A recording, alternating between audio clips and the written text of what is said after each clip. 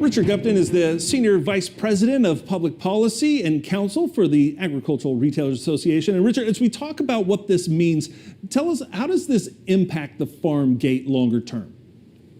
Yeah, I mean, the White House administration's focus has been on increasing domestic supply and how do you mitigate supply chain disruptions. So this is really the next step.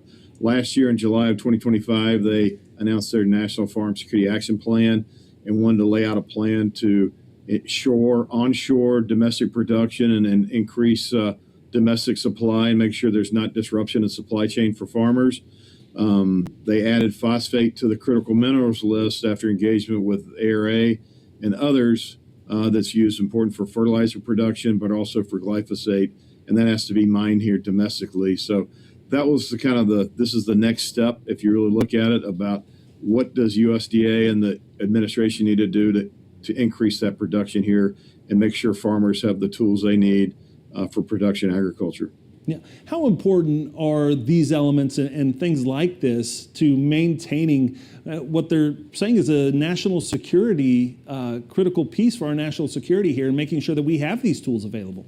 That's right. Food security is national security.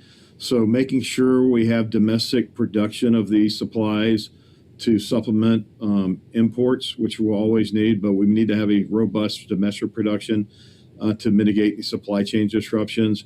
It's essential. And phosphate is only located in certain parts of the globe in the ground to mine.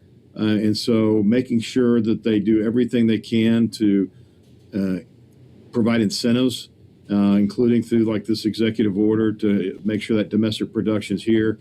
That can be used, again, for multiple purposes, not only for glyphosate, for essential weed control that's been used safely for decades, but also for fertilizer.